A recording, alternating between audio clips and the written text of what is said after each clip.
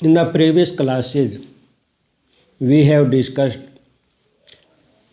the realist approach in international relation and Margenthau's theory of classical realism. Margenthau's theory was challenged by behavioral approach or the behavioralist thinkers on the basis of that human nature is the basis of all things, and on the human nature a scientific theory cannot be developed. So it was challenged that Margenthau's theory is not scientific. Then it was reformed by Kenneth Watts, and realism was transformed into neo-realism, which is also called structural realism.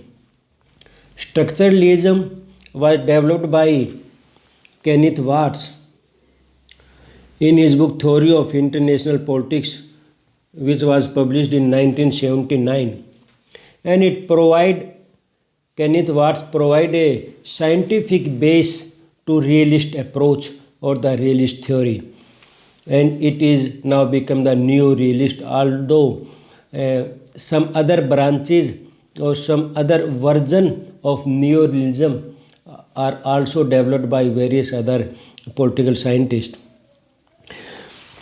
Neo-realism is based on anarchic structure of the international system that is no overarching central authority to enforce rules and norms or protect the interest and larger global community.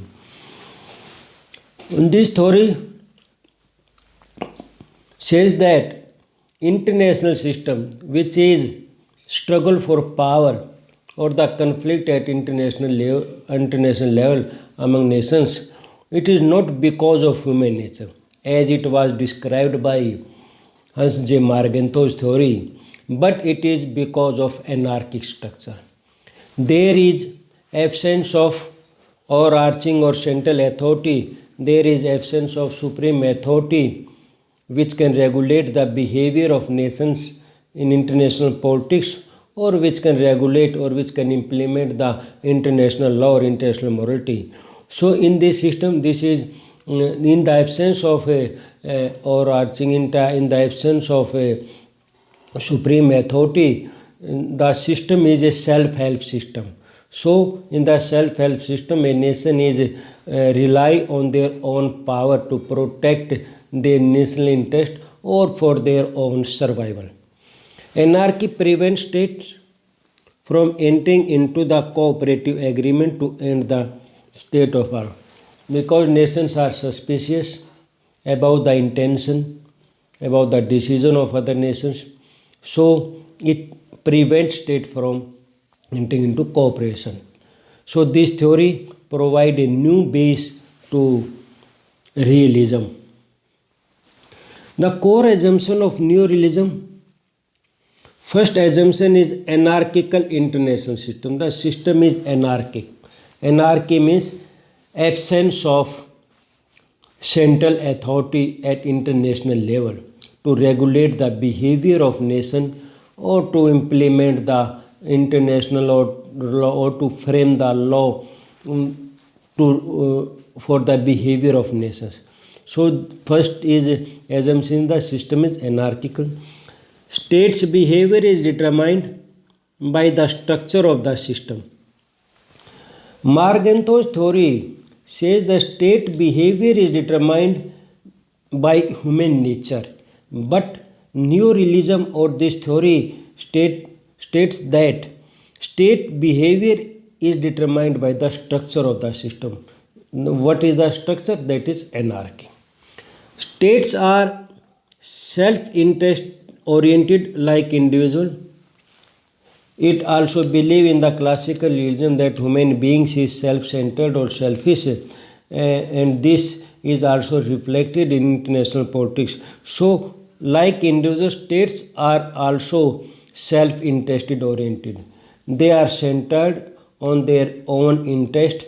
They want to protect or want to enhance or want to expand their own national interest according to their national power or their capability or their status. International system is self-help system. No supreme authority or no other organization is present to help you in if any other nation attack on you or if your national interests are in danger or you are in crisis.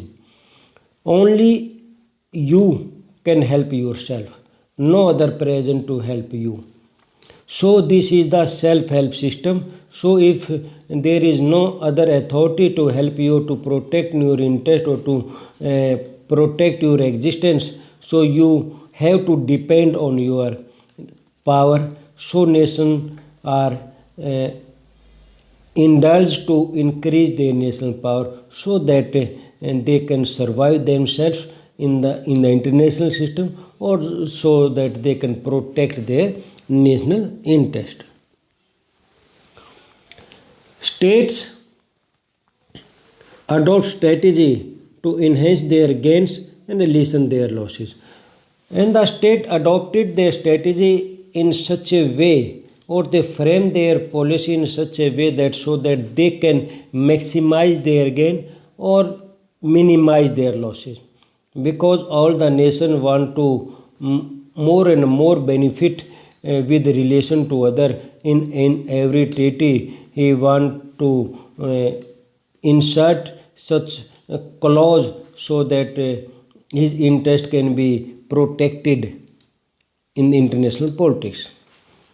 The role of major powers determine the nature of the international system. The major powers, all nations are not equally powerful. Some are more powerful, some are less powerful, and some stand in the middle of the both corner. So this is the major powers who determine the nature of international system. For example, only some major powers, the international politics revolved or they frame the system or they frame the laws also framed by some powerful nations. Some European nations, all the international politics revolved around some European nations before First World War and even before Second World War. But after the Second World War, with the end of colonization, colonialism, colonial period, no nation entered into the international politics as a sovereign country. But the role of major powers such as the USA and some Western countries, Russia, etc., are more important than some small nations. All states are functionally similar unit as they face common constant. The necessary interest we have discussed in the Morgenthau's theory that in national interest are of two types, necessary or variable. The necessary interests are common for all nations. All nations are behave in a same manner because the theory says that even a nations adopt a different ideology or different type of government, but their behavior in international or their behavior at international level or they frame their foreign policy in a same manner. Balance of power to maintain peace, like Hans Morgenthau, new religion also believe in the balance of power to maintain peace at international level. States are interested to absolute as well as relative gain. It depends on the circumstances, it depends on their own position or their own national power. If absolute gain is possible, then they acquire or then they get absolute gain, or if it is not possible, then they calculate and ensure maximum gain in relation with other nations. Uneven nature of economic globalization creates inequality. Globalization, which is more beneficial to developed nations, and it creates inequality. Although the main theme of the main idea of globalization to increase trade between the all nations or to increase export import, and it also claim that it will be beneficial for the whole nations, for the all nations of the international level. But the result is different. It is more beneficial to developed countries, so it create inequality at international level. It is also mentioned by, it is also traced by particular dependency theory, which was developed by some Marxist thinkers at international level. Globalization cannot put aside the nation state. Although some nations have, some thinkers or some political scientists also claim that due to the globalization, the sovereignty is disappearing from the state, and it is transforming to at a national level or to international organization. But this theory or realism did not accept this argument, or it said that nation state system will continue and its sovereignty is intact. It is not eliminating, or it is not diminishing. Now we come to the Kenneth Watts structuralism. What Kenneth Watts theory says about the realism, which is called the structural realism. Kenneth Watts says that the overall pattern of interaction has remained the same. It is also pessimist about the any change at international level, because there is absence of supreme authority. This is the self-help system, and this anarchy. It is the same pattern will continue, that is struggle for power or to maximize their own interest. And this is the basic feature, or to protect their national interest, which is the central key concept, or the central concept of this theory. Will maintain the guidance, will continue to provide guidance the statesmen at international level. Anarchy in the international system compels state to survive on the basis of self-help. Because this is a anarchy system, it compel to survive the basis of self-help. It means that the self-help system is prevalent in international politics. If a nation want to survive at international level, if he want to survive in international community, then he should develop its national power so that it can protect themselves if any other nation attack on him, or if his interests are in danger, or their interest can be protected only through national power. The necessity of security and survival compels state to acquire power and maintain the balance of power. So the security or the survival is the necessity of every nation, or due to this survival, in the absence of other system, absence of any supreme authority, it compels state to acquire power. So this is the main cause for struggle for power and maintain the balance of power. It is to increase their own power and to balance the power of a opponent nation. Hegemonic war are function because they is a perfect. It is the because hegemonic war maintain the balance of power at international level. State exhibit similar foreign policy behavior despite the different political system and contrasting ideology. USA adopt the capitalist ideology, USSR adopt the communist ideology, or China adopt communist ideology, and some nation adopt their different ideology. But this theory says that all the foreign policy of all nations is same, because their behavior, their guiding factor, because the self-help system or the anarchic system compel them to follow the same foreign policy. The foreign policy is to protect their national interest and to increase their national power, to protect their national interest. And this is a continuous struggle for power, and don't depend on other nations. Don't believe in the assurance of other nations, or don't believe in the supremacy of other regional or international organization. A bipolar system is the best mechanism to maintain the balance of power. This system is believe in bipolar system, and Watts is concerned with the danger of unipolarity in the world. Watts consider the bipolar system is the best for international level, is the best for all nations to mechanism, because through the balance of power, peace can be maintained in this system, and no one dare to attack other nations, because other nations may be similar powerful and can put his interest into danger also. Marx's theory of Kenneth Waltz is also criticized on following basis. First is a cynical and pessimistic about view of human nature.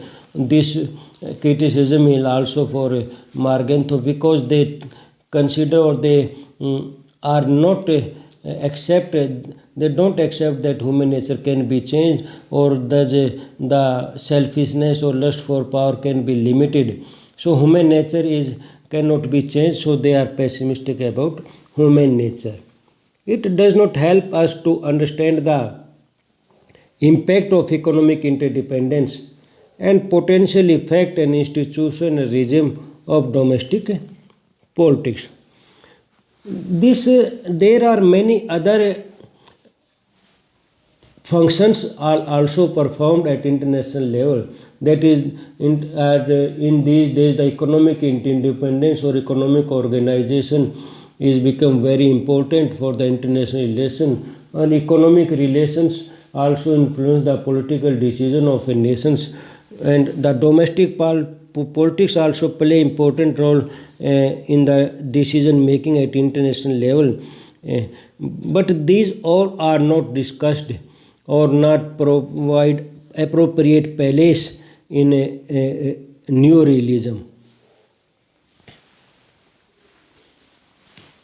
Next is, it is impossible to separate whole from part, and from means, and causes from means, because they are social phenomena or political phenomena, or so interconnected or so complicated or so complex that it is impossible to separate from what is the whole and what is its parts.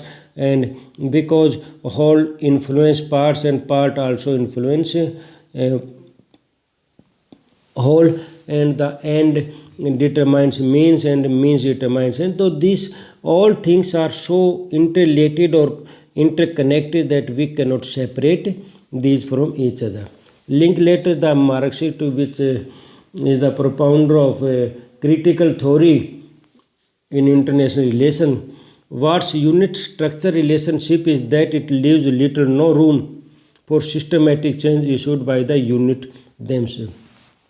Watts have focused on a structure that he found no room for. He provided no importance of state, because the structure compelled the nation to follow a particular policy or to follow a particular to behave in a particular direction. So state cannot change the structure. State are not in the position.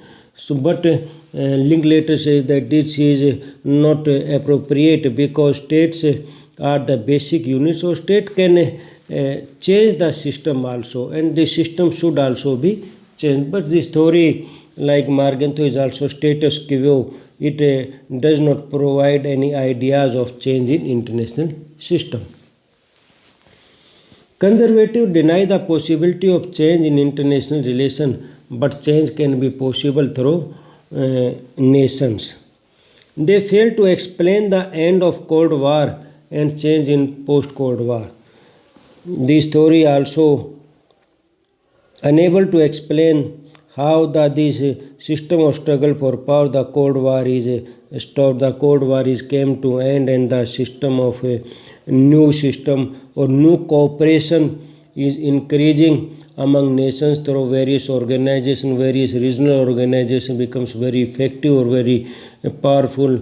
We can take the example of European Union, or we can take the example of World Trade Organization at world level. So these international or regional organizations are developing and becoming very powerful, and they are limiting the state sovereignty also at some extent. So this theory is unable to explain all of these development at international level. They minimize the importance of culture, tradition, and identity. This theory also ignored the many other factors which influence the decision of international level, such as culture, tradition, and identity of a specific community or specific group at national level. Status quo, this theory is critical theory criticized that it is status quo. It does not find any possibility to change in the system or to transform the anarchic system. Ashley and Cox also underestimate the potential of the state to transform the international level. It is like in the statement of Linklater that underestimate the potential. States are so powerful that they can bring change in the international system also. But this theory says the system is more powerful and states are compelled to function according to the system. So this is the theory of Kenneth Barnes. The other forum are developed also the structured realism, that is offensive realism and defensive realism. Offensive realism, the main theme of offensive realism is that a nation should not satisfy if he is in the position to protect his interest, but he should acquire more and more power, not only for their own protection, but to become in a position that he can make dominance on other nations. So this theory is offensive, and the defensive realism suggests that a nation should be satisfied if he has a so power that it can sufficient to protect their own national interest or sufficient for their survival. They are there and they provide their own argument in their favor.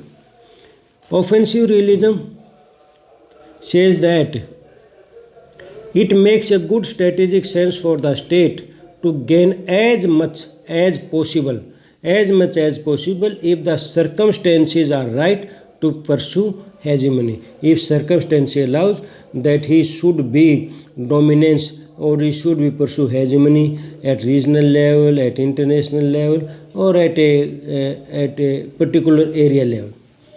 The argument is not that conquest or dominance is good in itself, instead that having overwhelming power is the best way to ensure one's own survival. Because in anarchy system, no power is sufficient, so every nation should acquire more and more power because it is the best way to ensure their one's own survival. John Joseph Mearsheimer is the best propounder of the offensive realism. His work is The Tragedy of Great Power Politics. He was American political scientist and propounded the theory of offensive realism. He says that it is the rational desire to achieve hegemony in the world of insecurity. Because there is an insecurity, a nation should not satisfy on the protection of their own survival or the protection of their national interest, but it should get more and more power in the system of insecurity or in the world of insecurity. He dismissed the democratic peace theory, which was propounded by idealist approach, idealist theorist, which says that through the expansion of democracy, war can be stopped or cooperation among nations can be increased. State can achieve regional hegemony, night watchman, as global hegemony theoretically impossible. Also, Mir Shimmer suggests that global hegemony is not possible, it is impossible. So, a nation should try to get the position of regional hegemon. For example, if China became the hegemon as a South at Asian level, or India dominance at a South Asian level, or one nation dominance at a particular continent level. So regional hegemony is possible, or dominance is possible. Global dominance is not possible. It was the suggestion of Mir Shimmer. Then the defensive realism. Defensive realism is provided by Robert Jervis. Many others scientists, political scientists are attached with the defensive realism. It is unwise for the state to try to maximize their share of power in the world, because the system will punish them if they attempt to gain too much power. First, it says that it is unwise to maximize their share, and second, if they try to this, then other nation or the system will punish them. So they suggest that nation should be satisfied the power which is sufficient to protect their existing national interest, to protect their or sufficient for their survival. Now there is a difference between realism and neorealism. Realism means classical realism. Realism states affect the international structural system. International structure affect the role of states. It means states are main determinant of the international structure. Here is the international structure determine the role of the state. Power is end in itself. Power implies affect the behavior of others. So this approach is more focused on the power as a end, as a mean itself. And third is anarchy. They consider anarchy as a condition, but it define anarchy as a system. Anarchy as a system, they consider anarchy as a condition of the international relation. They start from the parts. They start from the states. They start to analyze the international system from state and moves to the whole, that is the anarchy system. But the neorealism or structuralism start from the whole. First they discuss the anarchic system and then moves toward the part that is states, the behavior of the state. This is the other difference. The other is rest on the inner nature of parts, rest on the structure of the out. They believe on that human nature is the base of the behavior of nation, but neorealism says that it is the structure that who determine the role of the nations. The struggle of power, both approach are agree on struggle for power among nations, but why? Because this approach says that because of human nature, this approach says because of anarchy system.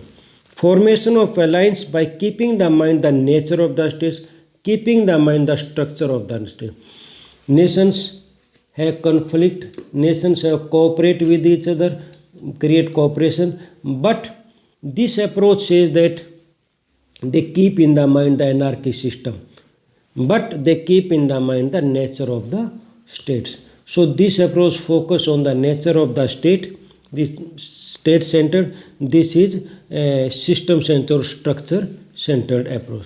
So these are the approach, these are the differences between realism and neo-realism. Now we will discuss about the neoclassical realism also, which is developed by Gideon Rose. That is the introduction. The neoclassical realism coined by Gideon Rose in 1998.